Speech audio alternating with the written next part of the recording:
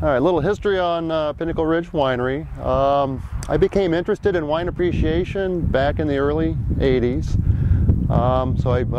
My limited budget as a graduate student, I would buy small amounts of wine and actually paid attention to the wines at that point in time. I then had a friend who introduced me to fermentation through the art of making beer, and then I got involved with another friend while in graduate school in making wine, and this is all in the mid-80s. So we made our first wines in '88 as an amateur.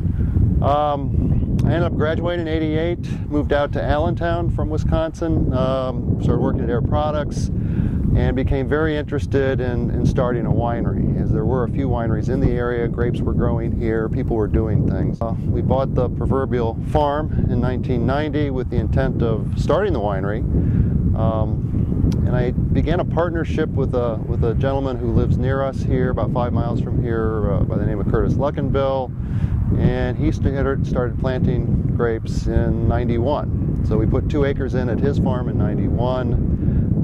We put more acreage in here in '95. We put 3 acres in the ground in '95.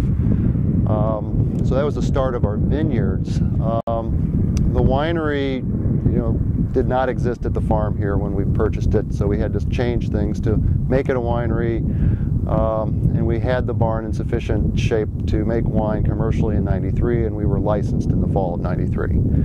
So we've been at it a few years now. We've been growing ever since. We started out with 500 gallons in '93, and now we're pushing around 12 to 14,000 gallons annually.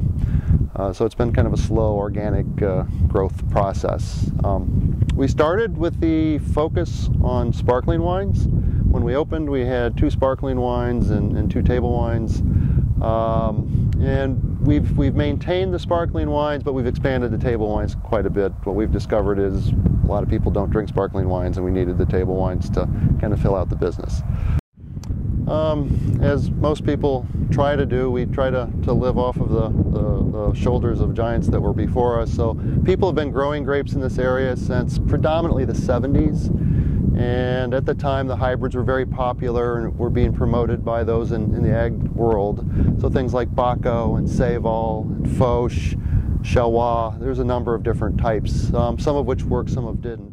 So when we decided what grapes to plant and what varieties to work with here at Pinnacle Ridge, we looked at what other people did, what we thought worked. And we started out with the easier varieties, the easier to grow varieties of Vidal and Cayuga. And we planted Chambourcin, which is a hybrid variety that we've become quite fond of. Vidal and Cayuga, of course, are white wines, or white grapes. We then started to dabble in the European grapes, Chardonnay, Pinot Noir, Cabernet Franc, Cabernet Sauvignon. We now have Merlot planted, Syrah, Riesling, what else? Traminette is another variety that we have planted. So we have a pretty wide base of both vinifera and hybrid varieties. We're not growing any of the American varieties on our vineyards. We tend to focus more on the European and the hybrids. Our grape growing has changed quite a bit over the years. When we started, we didn't know very much, and we've learned by doing things, by making mistakes.